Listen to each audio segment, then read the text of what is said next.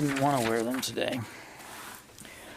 Okay, I do have a few things to get through, so just give me a few minutes here.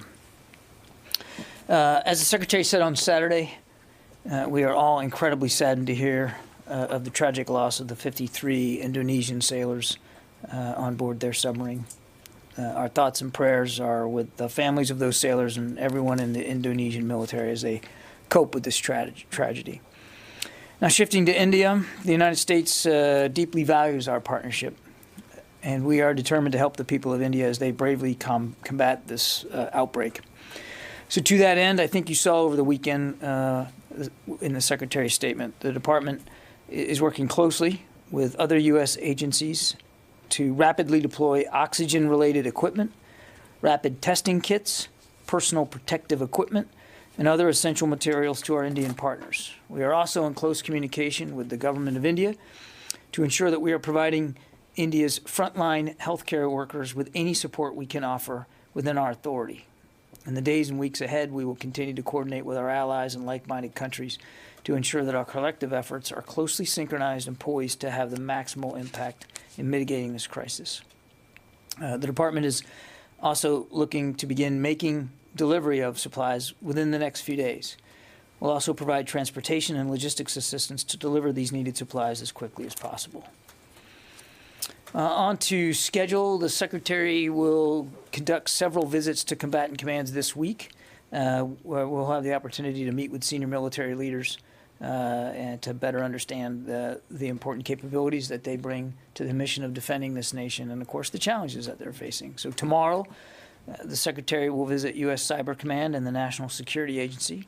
And then beginning on Thursday, he will travel to U.S. Space Command, and then onward to U.S. Indo-Pacific Command, and then on the way home from U.S. Indo-Pacific Command to U.S. Strategic Command to discuss deterrence, the Department's space strategy, and the Department's integrated approach toward preserving the nation's strategic advantage during this era of great power competition.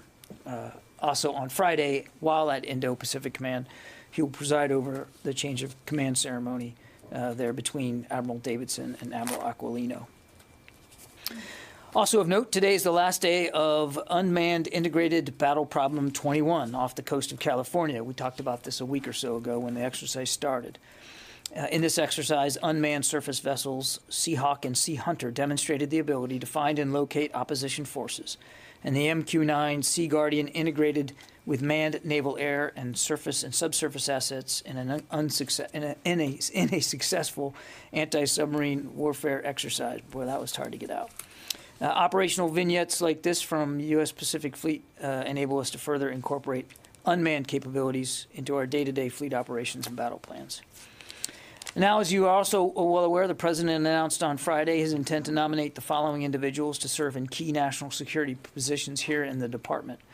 Sean Skelly for Assistant Secretary of Defense for Readiness, Deborah Rosenblum as Assistant Secretary of Defense for Nuclear, Chemical, and Biological Defense Programs, Christopher Mayer as Assistant Secretary of Defense for Special Operations and Low-Intensity Conflict, and Sue Fulton as Assistant Secretary of Defense for Manpower and Reserve Affairs. These deeply qualified public servants represent decades of combined expertise in national security. The Secretary is grateful for their willingness to serve the country, and he urges the Senate to confirm them soon. Speaking of personnel, today we onboarded Samuel Brannon as Deputy Assistant Secretary of Defense for Plans and Posture.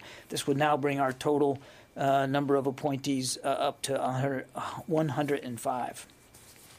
Finally, following a thorough safety review, as I think you've seen, the U.S. Centers for Disease Control and Prevention and the U.S. Food and Drug Administration have determined that the recommended pause regarding the use of the Johnson & Johnson COVID-19 vaccine in the United States should be lifted, and use of the vaccine should resume.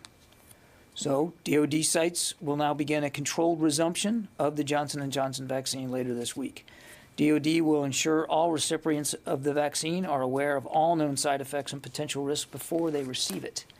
The Department currently has approximately 100,000 doses of the Johnson & Johnson vaccine that are located primarily in Indo-PACOM, European Command, Central Command, Southern Command, and Africa Command areas of responsibility. With that, we'll start taking questions, and I think I've got Bob on the phone. Yes, thank you, John. I have a question for you about Afghanistan. Last week, General McKenzie mentioned that the U.S. will continue to support Afghan forces after the withdrawal is completed. He gave an example of conducting aircraft maintenance remotely, in other words, from another country. And my question is whether Secretary Austin has asked for or has received a plan or a concept of operations for how far you can go with this kind of remote continuation of the mission of advising and assisting and supporting Afghan forces when you're not actually there. Thank you. Yeah, Bob, actually, he and General McKenzie have talked about this exact idea. As you heard the Secretary say in Brussels, we will continue a measure of financial support. And one of the things that we want to look at is their contractual needs and the degree to which they are still going to require, particularly aviation maintenance support. And I think that's primarily what General McKenzie was referring to. So yes, they have been in touch. He is expecting General McKenzie to come back before the end of the month, by the end of the week, with a adjusted, revised drawdown plan, and also looks for the general's recommendations, as well as those of General Milley too, their recommendations about contractual support going forward. So we don't have all the answers right now, Bob, but yes, there's a lot of thinking being done about how that contractual support will look like going forward. One quick follow-up. Would this include operational support? In other words, to help them, for example, to conduct airstrikes with information, intelligence, or any kind of technical advice? No, Bob, that's not the nature of support to Afghan security forces. As I think you heard General Miller say over the weekend when he spoke to reporters, that the Afghan National Defense and Security Forces must be ready to assume the responsibility to defend their citizens and their country. Our support to the Afghan forces will be primarily financially based, and certainly, again, we're looking at how we can continue to support in a responsible way some of their contractual requirements for things like aviation maintenance. Thank you. Yep. Megan? Can you confirm reporting from earlier today that about 650 special operators are heading to Afghanistan to do security for the drawdown? And are there any plans to send, or what are the plans to send logistics troops as well to help everybody break things down and move it out? I'm not at liberty to confirm those press reports that had a very specific number and a very specific type of force protection assets. I think you can understand we want to be careful about some elements of our ability to provide for force protection. But, Megan, as we've said almost from the get-go, I think you can expect that there will be an addition of posture in Afghanistan to assist with this drawdown to make sure that it is safe and orderly. But again, without confirming the specifics. And then this, in keeping with that same idea, to make sure that the drawdown is safe and orderly, as we have said, it is perfectly logical that we may see additional logistics personnel and engineering support, again, to help with the physical movement of assets and people out of Afghanistan. I don't have any announcements to make today or specific orders to speak to, but that is certainly one of the things that we're looking at, and it should come as no surprise to anybody that we would probably have to provide some enabling capabilities into Afghanistan to allow this to occur, very similar to how we've done similar operations in the past. But you're not sending security protection to Afghanistan. Well, I mean, that's a weird way of putting it.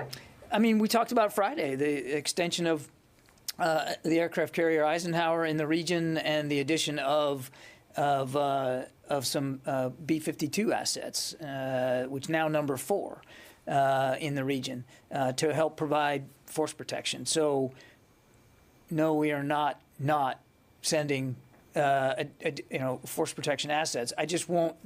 There will be some force protection assets that we'll be able to talk about And then there'll be some that we probably aren't going to want to detail in any great specificity. Again, for purposes of force protection and operational security, we have to assume, though we don't want it to be this way, that this drawdown could be opposed by the Taliban. And again, we want to make sure that first and foremost, that doesn't happen. And secondly, if it does, that we've got enough capability to make sure that we can protect our people as they move out of the country. Okay. Let's see, Jeff Selden, VOA.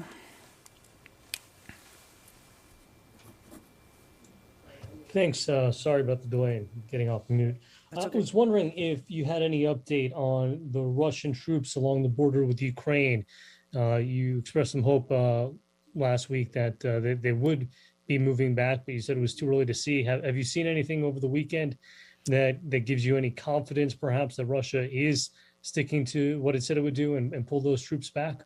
Well, without getting into great specificity, because we're loath to speak about intelligence assessments here, we have seen some departure of some forces away from Ukraine, Russian forces away from Ukraine. But it's, as I said Friday, and I think we would still maintain this, that it's too soon to tell and to take at face value. Russian claims that what they said was an exercise is now over, and they're pulling everybody back. So we're going to keep watching this very, very closely. Inside the room, ma'am. Hi. Yeah, I think you mentioned 4 B-52s. Is that in addition to the 2? Sorry. Total of So 4. 2 came. There were 2. Thank you. There's another 2. That have come since Friday. That's correct. Thank you. Yep. Okay, Jenny, go ahead. Yeah, thank you. Thank you, John.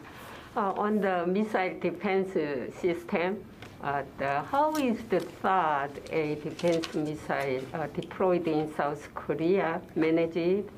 Is the defense, missile defense system of the South Korea and the United States is operating well, or what? How is the situation in continuing? I don't have any specific missile defense capabilities to speak to, Janie, and I think you can understand why we'd want to be careful about that. Obviously, we take our commitments very seriously there on the peninsula, and South Korea is a treaty ally, and we're committed to the defense of South Korea in any number of ways and across a range of capabilities. But I don't have anything specific on missile defense to speak to today. As you know that the South Korea Moon Jae-in government has agreed with China not to enter the missile defense system with the United States. Are there any plan to deploy additional THAAD into South Korea? I don't have any additional capabilities to speak to today. No. All right. Can you take vacation? No. Why not? I don't have anything additionally to say about this today, and it's not the kind of thing that we would speak to again hypothetically, unless or until there was an agreement between the two governments, and I just don't. I don't know that taking the question would be very helpful for you today. All right. Thank you. You're welcome, Abraham. Yeah, thank you, John. Last week, some legislation a bill was introduced that would help burn pit victims by adding sort of a presumption of exposure. I wondered if Burn pit victims. Burn pit victims. Yeah. Right. So I wondered if Secretary Austin has worked with the VA Secretary on making any progress of studies or designations that would help some of those veterans who are still suffering to get the right type of treatment and testing. And also separately, you mentioned that Secretary is going to stop at Indo-PACOM coming up. Do you have any update for us on the China task force? And this would be his second visit to Indo-PACOM. What more would he be trying to achieve there? Thank you. So look, on the burn pit issue, I don't have any specific programs or reviews to speak to today. It is something that he has discussed with Secretary McDonough. Both leaders take this very, very seriously and want to do whatever we can to make sure that those veterans who have been and are and sadly will be affected by exposure to burn pit residue and fumes and chemicals are properly treated and looked after. That's a sacred obligation that he shares with Secretary McDonough, but I don't have anything specific to speak to about that today. On Indo-PACOM, the primary reason that he's visiting Indo-PACOM this week is for the change of command. It is not at all uncommon for the Secretary of Defense to attend and preside over the change of command of combatant commanders. And that's what's driving the timing of this particular visit. Now, while there, he is certainly going to continue to talk to both Admiral Davidson, who he's already met with and been briefed by, but also the incoming Indo-PACOM commander. He'll have some private time with Admiral Aquilino as well to get his perspectives on the region and how he views the job ahead of him. Because that region is so important to our national security interests, and he certainly has prioritized that part of the world. So this is another opportunity for him to continue to gain perspectives from military leaders, but also to convey some of his views going forward as well. Has he received any briefings from that China task force? I'm sorry, you did ask about the China task force. He's been kept apprised of the China task force, their work. I think I mentioned it the other day when the senior leaders conference was going on Friday, that Dr. Ratner had a chance to provide some initial thoughts by the China task force to all the military leaders that were in attendance, which included all the service chiefs, service secretaries, and of course the combatant commanders. So nothing specific you could share with us?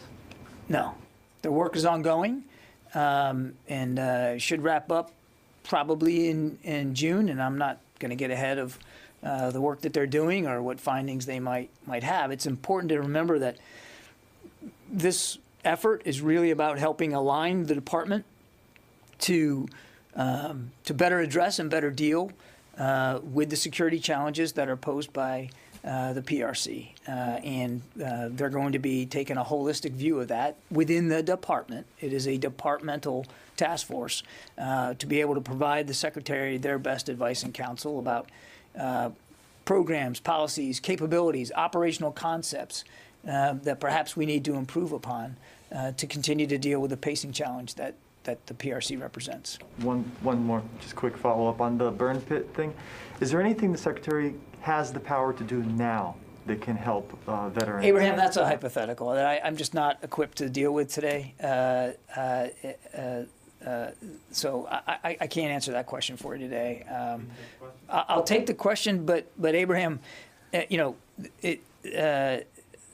I'll take the question. All I can tell you is that they're both in agreement that this is a serious issue. They both want to make sure that our veterans get the care that they need. So whether it's, and not just veterans, if there's active duty members that are suffering from the after effects, I mean, they're lashed up on the need to make sure they take this seriously. But I don't have anything, I don't have any announcements to make today. I don't have any specific policies or medical programs to speak to today.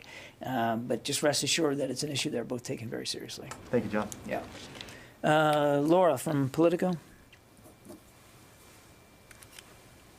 Hey, John, thanks for doing this.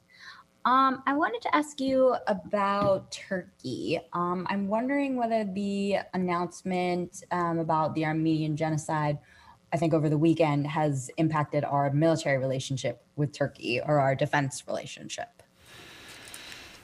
No, we don't anticipate any change in the military relationship with Turkey. Turkey's a NATO ally and an important one at that. We continue to have across multiple domains and multiple issues, opportunities to continue to work at that relationship and improve that relationship. And we don't anticipate this announcement by the president over the weekend to affect it in any way at all. There was some reporting earlier today about Turkey saying it was going to get out of one of your key defense pacts. So I'm wondering about that specifically, and then also whether anything is going to change in Syria. I haven't seen the reporting of them saying they want to get out of a defense pact. So you'd have to give me some more information so I could run that down for you. I'm not tracking towards any kind of announcement by them in that regard. I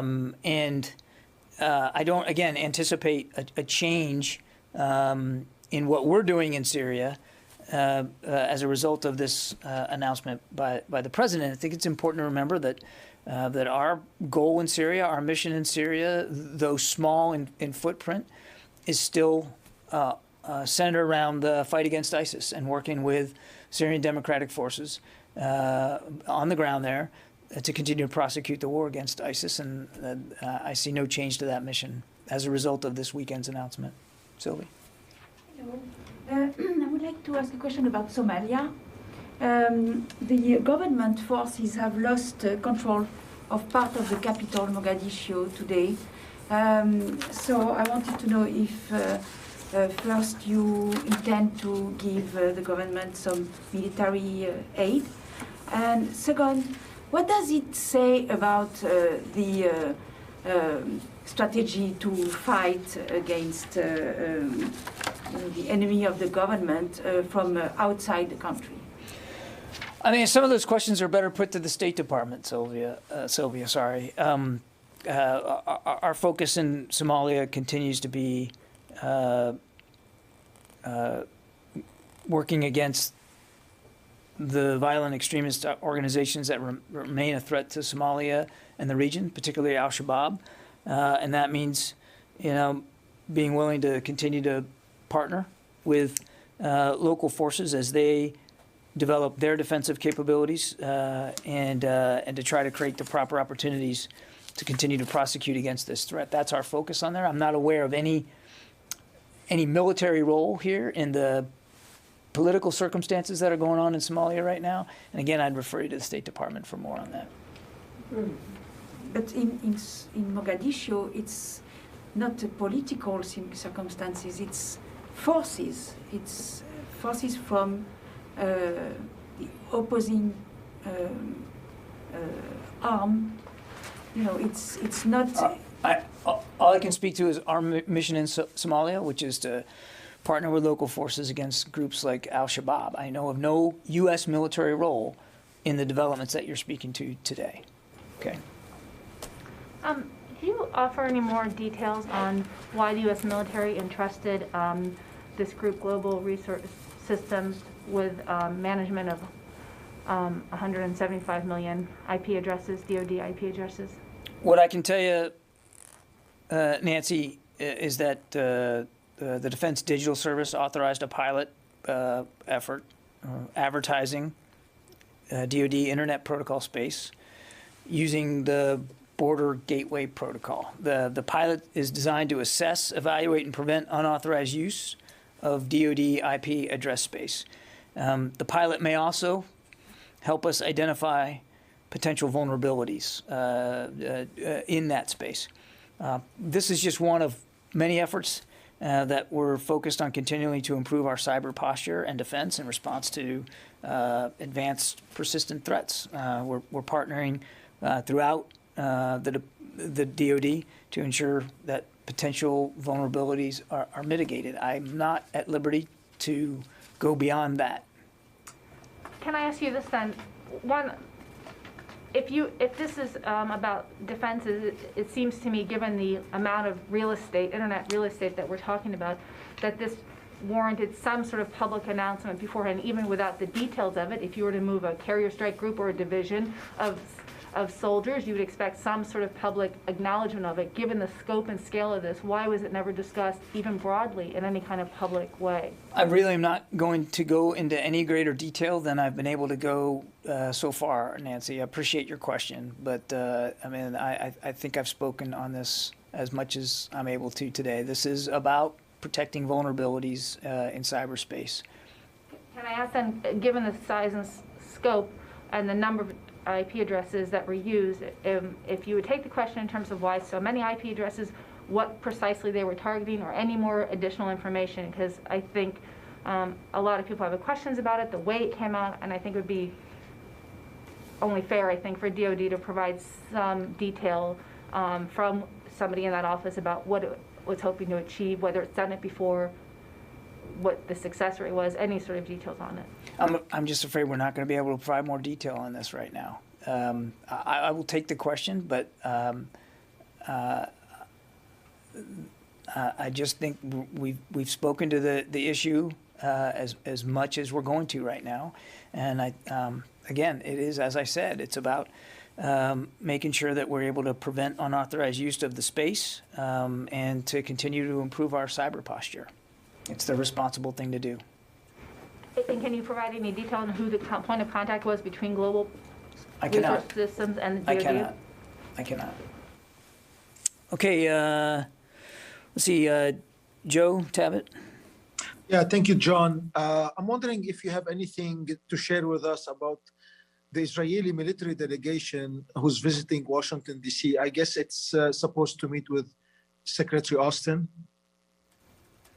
No, there's no meeting today or this week between the Secretary and an Israeli delegation. As I understand it, some staff members from the Israeli Defense Force are here to meet with their counterparts in the building, but it won't include Secretary Austin.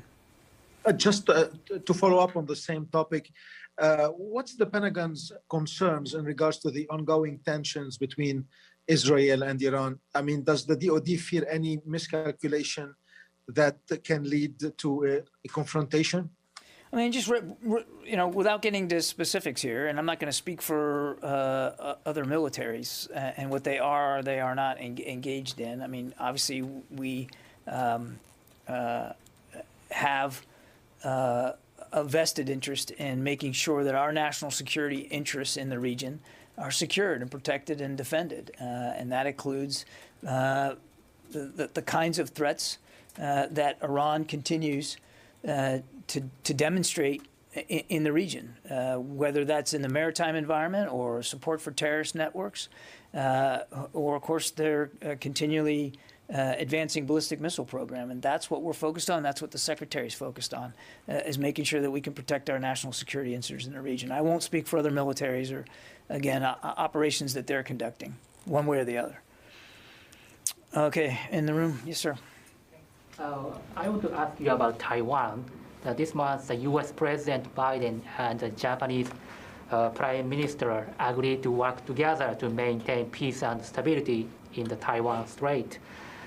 Is the Pentagon going to encourage other allies and partners in the region, such as Australia or the Philippines, to join this U.S.-Japan-led effort to maintain peace and stability in the Taiwan Strait? What we're after here is no unilateral change to the status quo. Nothing's changed about our One China policy, informed by the three communiques, the 6 assurances, and of course the Taiwan Relations Act. Nobody wants to see that status quo change unilaterally. Certainly nobody wants to see this come to conflict.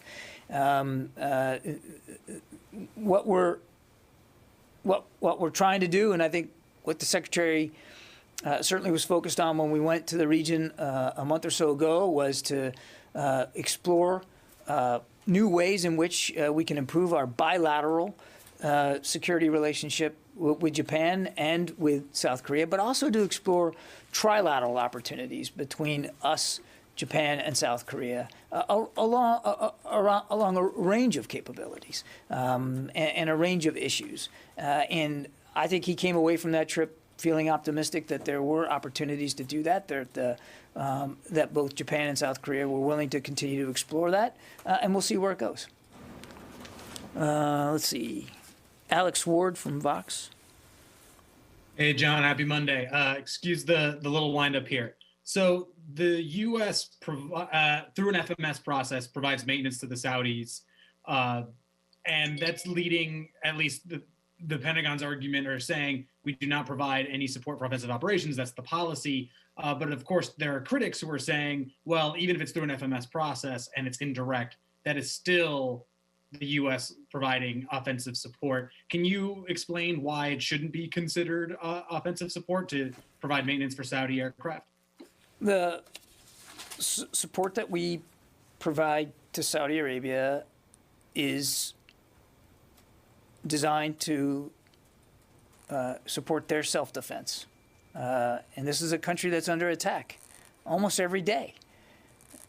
And so what the president has decided is that the support we're giving them will be primarily for their self-defense and not to further permit or participate in the Saudi-led coalition's offensive operations inside Yemen. I understand where the question's going, that maintenance support for systems that could be used for both purposes. I understand that.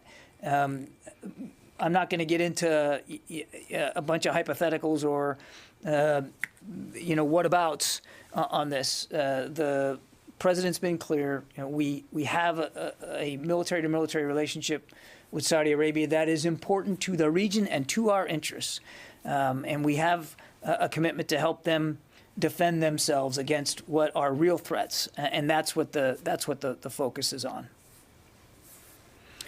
Okay, in the room, Oren.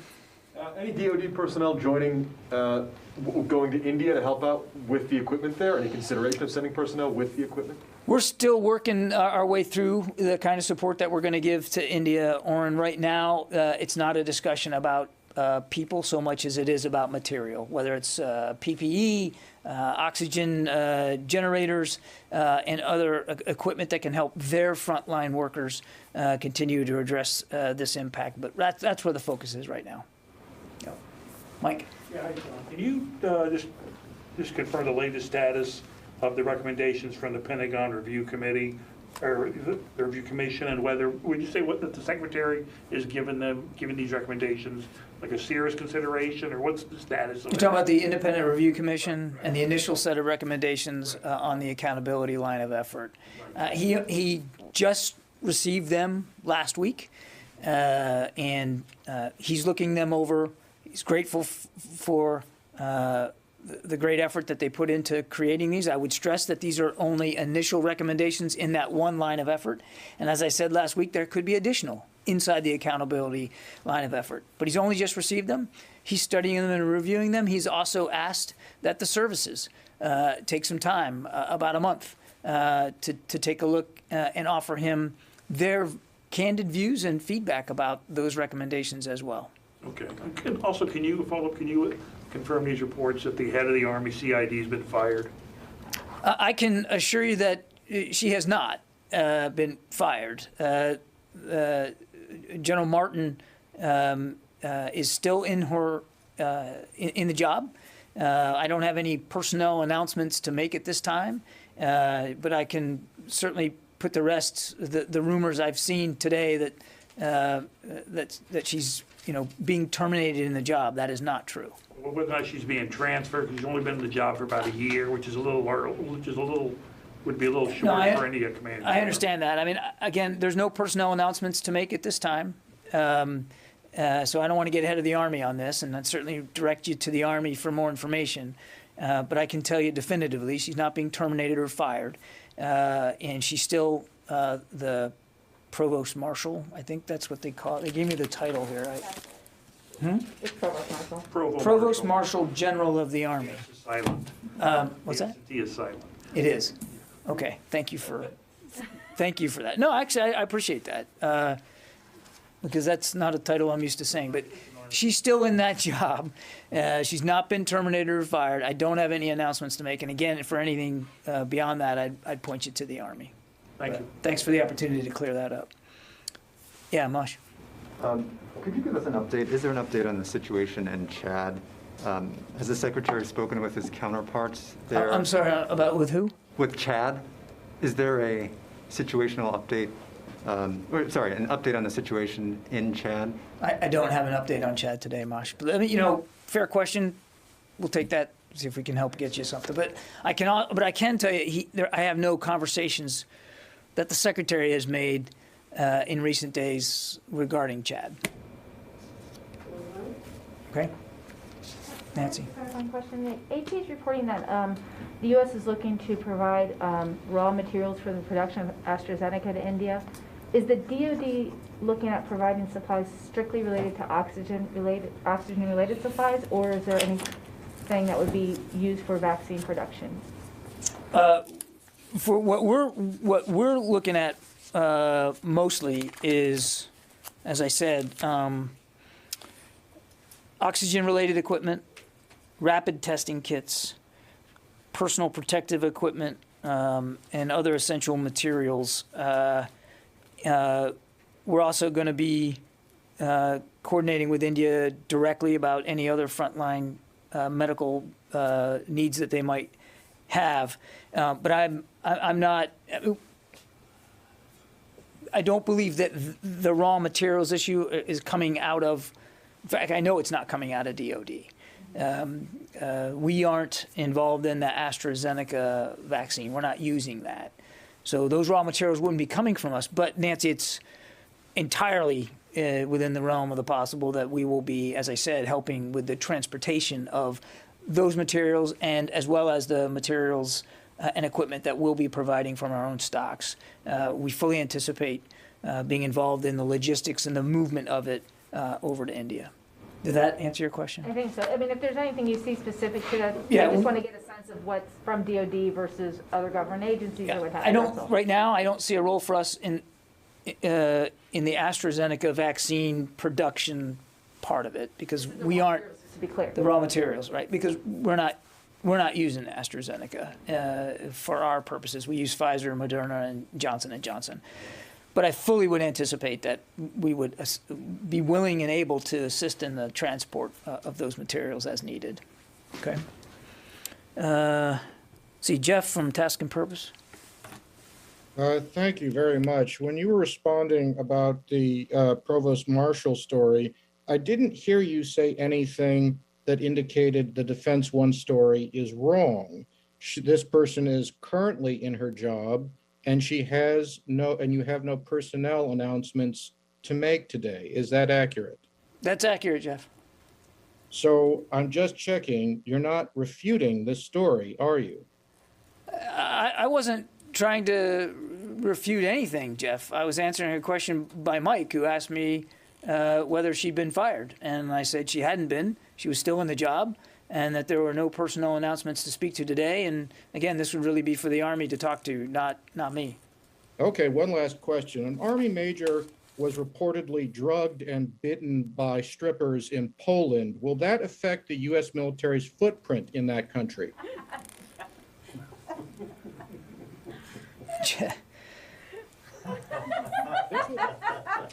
Story. It is a major story, and it happened in Gdansk. Jeff, I don't know anything about that story. I'll have a look at it. I'm not going to take that question. But oh, please take that. Jeff, no, Jeff, just let me state clearly we have a strong military relationship with Poland, and we expect to see that continue to grow and to improve. But I don't know anything about this particular item. And I'm afraid I'm going to have to go. I do have a hard stop here at 4 o'clock, so I'm afraid I'm going to have to call it there. But thank you very much. Appreciate it. I could tell. No, I could tell he was serious about it. I bet you take the question. No, we have the story. Yeah, I'll go take a look at it.